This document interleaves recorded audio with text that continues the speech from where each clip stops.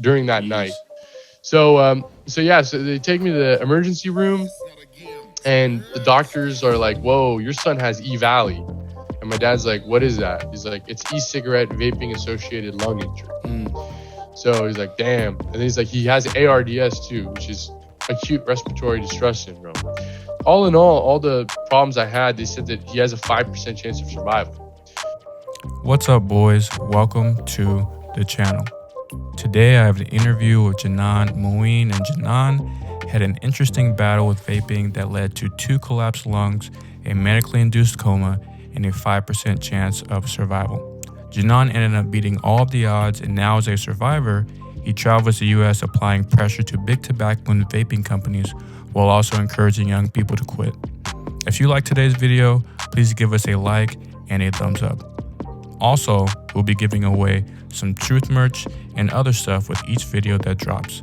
So make sure you fill out the Google Doc in the description below. Thanks and have a good one.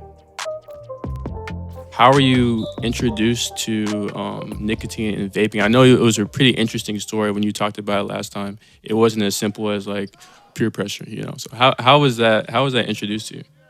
Well, when I was in high school, I'm a graduate of the class of 2018 in high school. So I went to an all boys Catholic school, and at my school, you know, most of the people were like upper middle class, Caucasian.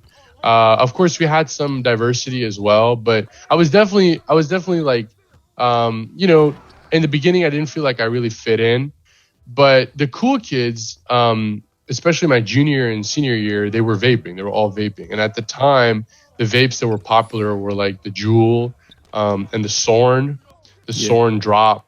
So there was the kids in the classroom, they'd be wearing their hoodies and they'd hide their vape in their sleeve, and then they'd hit it through their sleeve, and then they'd like hold it in so that there wouldn't be much vapor once they exhaled. And then they'd like put their hoodie on, and they'd exhale into their hoodie. So like they'd be vaping in class all the time, right? And these are kids these are like the popular kids, right? So everybody wants to fit in, right? They want to seem cool. So what I did was I looked older at the time because I'd been lifting weights. I looked like I was, you know, probably 19, 20 years old. So I went to the smoke shop in Pacific Beach, close to where I live. And I paid $80 and I bought a Juul starter kit, which is like basically was like the Juul product with the charger and like 4 pods. And they're like it's a variety pack actually. There's like a creme brulee, mango, Virginia tobacco, and mint. And and I remember like I started hitting it, and at first I got sick because it was just so like it was 5% nicotine. So like I was like, this is making me sick. Is this why everybody likes this? Like it didn't make any sense to me, you know. But yeah, you know, so that's basically the first time I had hit the vape before, but I started vaping more seriously then. Okay. And what did vaping do for you? Like often people with consistent behaviors like that, they're often like escaping something. And there's actually a doctor named Gabriel Mate who his suggestion is that all addiction is linked to pain.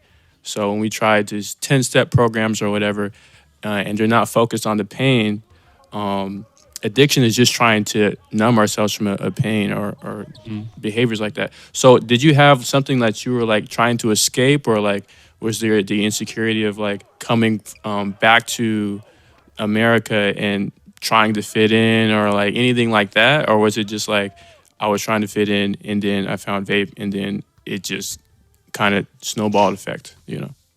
Well, I mean, that's actually a very good question. I don't think at first when I started vaping, I really don't think that there was like a specific reason. I think it was just just kind of partially to fit in, and also because it was cool. And you know, when you're a teenager, you're curious, so you want to try new things. And so part of it was just my own curiosity, separate from everybody else. And you know, at that time I had started partying for the last like year, especially my senior year of high school. So I was actually going to parties in college because I had made a few Jeez, bro. friends. I had made a few friends at fraternities at San Diego State University, and Nice. so I was going to the parties there. And alcohol. That was actually when I had began drinking alcohol like recreationally. So Mm, you know the way it is, like a lot of the time when people get drunk, they want to smoke a cigarette, at yeah, parties, or they yeah. want to hit a vape. And because their mind state is already altered, so they want to alter it even more Mm, because I don't know why, but that's how we do things. yeah. So yeah, so the reason I started vaping in the beginning was not really to escape anything, but later on when I started experiencing some pain in my life, it did change into a coping mechanism. Mm, mm. All right. Moving from an occasional user to a recreational user to like a very consistent user, and now you're mixing like THC and weed with the nicotine, or switching. How did that like affect your day to day? All right, were you somebody that like would have to pause activities to go get a hit, or like how like what was your day to day like as a consistent user? Well, I mean, honestly, like, yeah, I was ditching class all the time. I was Mm, ditching class. I had a girlfriend at the time. I used to just ditch class with her, and we'd go to the beach and get food and like just chill. You know what I mean? Like, I was living my life like I don't know how to explain it. I was living my life like a second at a time, not even a minute at a man, time. It was just a second at a time. And I'm not gonna lie, it was fun. It was fun. Like, I was just chilling. I didn't have any sort of responsibilities. I was basically living like the YOLO life. And I feel like that's a good thing. I feel like sometimes it's not bad to live your life with that YOLO attitude because you do only live once. But the thing is, I just wish I had a little bit more wisdom. You know what I yeah. mean? But yeah, to answer your question, yeah, I was ditching class to go get a hit all the time. And I definitely was lazier. I was falling behind on my classes and I wasn't working out. Because, I mean, when you're like, if you're stoned or if you're like high all the time, you're not going to really feel motivated to go Mm. work out? Yeah, yeah. So. And like so where did you see the downhill start? Like was it did you feel like weaker and then out of nowhere now you're like collapsing and you're in a hospital, or like what was that process of going from recreational to consistent and now it's like life threatening? Yeah, well, I mean, I have an addictive personality, Mm, and I didn't know that at the time because most people they don't know they have an addictive personality until they get hooked on something, mm, whatever it may be. So and if they do know before they get hooked, that means they're extremely self-aware. They were like right. born Yeah. self-aware. So yeah, man, I didn't really notice that I was getting so addicted, and but I was already hooked by the time I noticed. And Mm, and my dad was telling me you shouldn't be vaping because vaping's unhealthy. And he used to send me articles of kids getting like lung injuries because of mm, vaping. And the thing is, the internet is full of like false like articles and like right. lies. So I would go online and I'd find an article that supported my Uh, position, and I would just send it to him. And I even told my dad one time, I was like, Dad, you're like the sheep of the tobacco oh industry. my goodness. They want to trick you into believing. They want to trick you into believing that vaping is bad because vaping's their competition, and Mm, they want to continue selling cigarettes. You see, when you're addicted, you're going to come up with all kinds of justifications for your wrong yeah, behavior yeah, or your destructive behavior. yeah. So I basically just told my dad, honestly, I told him to go to hell, basically. Jeez. And I just continued living my life the way I was. And I suddenly, like, it was December 2019. I had been vaping like really heavy for like 5 months. Mm, And I had been feeling off for a few days. Like, I felt kind of tired, low energy. I was having low appetite. I was having some upset stomach, and I wasn't able to sleep at night. Like, my sleep was kind of messed up. And my dad actually, my dad was scheduled to go on a hike to climb Mount Kilimanjaro. Just crazy. He'd been preparing for it for like 5 months. And it was the night before he was going to leave to Kilimanjaro. He came down to my room because I was playing music on my phone. I was playing some Young Thug. I was playing Power by Young Thug at like 5 a.m. Okay. And he comes down to my room. He's like 4 a.m. He's like, why aren't you asleep? And I was sitting there and I was in my bed and I was actually, I was visually, you could tell I was laboring when I was breathing. Like I was not breathing normally. And my dad was like, are you okay? And I said, yeah, I'm okay, Dad. He's like, and he sat there and he just said, go to bed, go to sleep. And he sat in my room and he just watched me breathe. And he knew something was wrong because I was not breathing properly. I was breathing labored. And he said, I'm canceling my trip to Kilimanjaro and tomorrow we're going to go to the doctor's office. And I thought to myself, I told my dad, I was like, Dad, what are you talking about? Like, no, you've been preparing for this trip to climb this mountain for the last like 5 months. You know, you're not going to cancel it. You paid money for it. And then he's like, no, something's wrong. So the next day we go to the hospital, right? And they check my oxygen saturation with the little probe they put on your finger. And my saturation was 55%, which is... Out of 100? Out of 100, yeah. The normal range is like 95% and above. Anything below 90 is not good. You got to go to the doctor. So it was 55. And the reason why was because my left lung had collapsed already. It had popped. Oh, wow. During that night. So they take me to the emergency room and the doctors are like, whoa, your son has E-Valley. And my dad's like, what is that? He's like, it's e-cigarette vaping associated lung injury. So he's like, damn. And then he's like, he has ARDS too, which is acute respiratory distress syndrome. All in all the problems I had, they said that he has a 5% chance of survival. So my dad's like, oh my God. Like my parents were freaking out because I'm a single child, you know? Yeah. I'm basically all they got for the next generation. So basically at that point, my parents, they were like, okay, the doctor was like, we got to put him in a medically induced coma. So they put me in a medically induced coma. And then they put me on a ventilator too. After the first 2 days, the ventilator wasn't working good enough. It wasn't like my oxygen level was like in the 80s, which was not good. And that's when they decided to put me on a machine called ECMO, which is a mechanical lung machine. It's essentially like it oxygenates your blood and pumps it into your vein so that your blood is oxygenated without your lungs even having to operate. It's insane. Wow. It's like the most extreme level of life support. And so, yeah, dude, at that point, I spent 8 days on that machine and then over the 14-day period, I lost 45 pounds. I lost a quarter of my body weight in 14 days. Wow. But, you know, man, and the whole time I was having nightmares because I was on ketamine and fentanyl. That's how they put people in medically induced coma. The medications that I was on, they began weaning me off of it. So like they began like slowly lowering my dose to wake me up because you can't be in a coma forever, right? And so during that period, I started coming to consciousness. I started thinking the nurses were trying to kill me.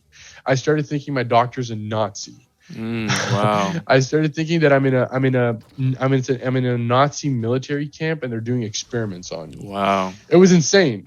Like crazy hallucinations. Wow. That was probably because of the ketamine that I was on. Ketamine it's a tranquilizer and also it causes hallucinations. But yeah, man, it was a really tough time. It is by far the toughest period of my life. And you know, like honestly, bro, like I'm really not the same. Like honestly, I think about it every day. Like every day of my life that I wake up, I think about what I went through in the hospital. 100%. Wow. 100%. And part of it is that I thank God for you know, keeping me alive and helping me overcome something that statistics weren't really on my side with. Right. But you know, I just don't want anybody that, you know, is any kids that are like my age to make the mistake that I made. Cause honestly, like, I really don't, I think a lot of kids wouldn't even survive it. They'd die, or if they did survive it, they'd be really, really like they'd be really messed up. They'd like definitely long term they'd have depression or some mental effects. And I remain really strong. And I believe that because I'm still strong after what I went through, it's my responsibility Wow. to be the champion of change and to be the person that educates people and tells them that you are able to quit. You can do it. Look, I did it. You can do it. Right, right. Man, Yeah. that's just crazy. So, all right, you're sitting in a medically induced coma. You're waking up. You're seeing Nazis and stuff. Yeah. Once you gain full consciousness, how are you feeling? Uh-huh. Regardless of like, we're not Mhm. not even considering like regret, remorse. What are your like initial emotions coming out? Are you thinking like, dang, my dad really missed this hiking trip? Are you thinking like, man, what are my parents gonna think about me? What's going through your mind like waking up consciously? Well, the first thing that went through my mind is that am I gonna live? Actually, I actually thought I was gonna die because I woke up. Imagine waking up to consciousness and having tubes sticking out of your heart, literally like where your heart is, your left side of your chest, tubes sticking out of your heart, a ventilator tube down your throat. Like imagine having a tube about 2 inches thick, 9 inches down your throat. That's fucked up. You know what I mean? And then having tubes sticking out of your chest, plugging the holes in your lungs. Because both my lungs collapsed. My right lung collapsed later on because I was on the ventilator. Sometimes there's accidents that can happen when somebody's on the ventilator where it's called a ventilator induced pneumothorax, lung collapse. Anyways, I had tubes sticking out of the sides of my chest, and then I had a catheter up my urethra. Jeez, bro. And I had a catheter up my ass. I did. Because no, seriously, bro, I had tubes sticking out of every orifice in my That's body. Crazy, man. You might have to like censor what I said the upward shot. Sorry about that, dude. But seriously, like I know it's not a pleasant thing to think about, but that's what I woke up to, and I was doped up too. So I woke up to that, and I could only communicate on a whiteboard because I couldn't talk. Right. So on the whiteboard, the first thing I asked my dad was, "Dad, am I gonna live?" And my dad said, "Yeah, you're gonna make it."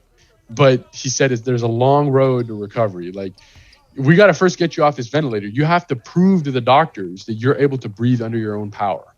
So, and there it began. I had to basically prove to them that I won't die because here's the thing: if they take the ventilator off and you're not ready for it, they're gonna have to put you on the ventilator again. Yeah. And so yeah, man. It was terrifying, and I had a fever. I had a fever for 7 days. My fever was 105. 105. Yeah. Oh my goodness. So what was recovery then? So like, all right, not recovery, but what was rehab like? So you eventually got off the ventilator, and so then do they send you home and now you're doing exercises, or like what is that looking like? Okay. So I was on the ventilator, right? And essentially what they did was, because I'd been in a medically induced coma, a lot of people don't know this, but you lose every week you're in a medically induced coma or any coma, you lose half your strength for every week. So I had been in a medically induced coma for about 6 days. So during that period, I had lost 25 pounds just in that 6 days, but I was half as strong as I was before. So not only that, but because you're laying down for 5-6 days and your body's already under so much stress, your organs begin to fail. Your liver begins to act up. You end up having your insulin levels go crazy. And so the only way that you can fix that is by increasing the circulation of blood through those organs. There isn't enough blood circulating through them. And the only way you can do that is to start moving and become active. So literally get up and walk. But the problem that the doctors were facing at the time was that I was on life support. So if I was going to have to walk to make sure that my organs weren't going to fail, I would have to do it while all these tubes were connected to me. So that's what they did. They essentially had a crew of 8 or 9 ICU nurses and technicians all around me. And they got me up, and with the help of a bunch of people, I got up and I had a walker. And I was walking down the halls of the ICU with $100,000 of machinery hooked up to me. Man. and yeah, and I had to replicate that 3 or 4 days in a row. The first day I think I walked 40 feet. The second day I walked 80 feet. The third day 100 feet, and the last day 130 feet, which is a record at UCSD. It's the longest somebody's ever walked on life support. Wow. So yeah, essentially, and they were impressed. The doctors were impressed. They said, we've never seen somebody walk this far. Yeah, man, it was insane. And then they finally took me off the ventilator, and then they did a surgery to remove. I still have the scar here. They did a surgery to remove the tubes that led to my heart that were connected to the mechanical lung. And so then I was on oxygen, and I was held in the regular hospital for 2 more days, and then they let me go home. And yeah, I was so skinny when I came home, dude, that sitting on a hard surface, my bones hurt. Oh yeah, you know what I mean? Straight bone. Like my bones. Yeah, I was just skin and bone. And yeah, I was just and it was tough, man. It was really tough. Yeah. So then from there, Mm-hmm. I mean, I don't even know how long it took you to get to 100%, but like how long did that take from getting home to getting to some type of normal lifestyle? From getting home to getting to a normal lifestyle, it took like 4 or 5 months, bro, for sure. It took. Thank God I had a girlfriend at the time, man. She was an angel. Like, my girlfriend was such an angel. She really took care of me, and she knew that I had to take it easy and go slow, and she brought me food. She always took care of me. So I'm actually blessed in many ways. Beyond my parents, I'm blessed.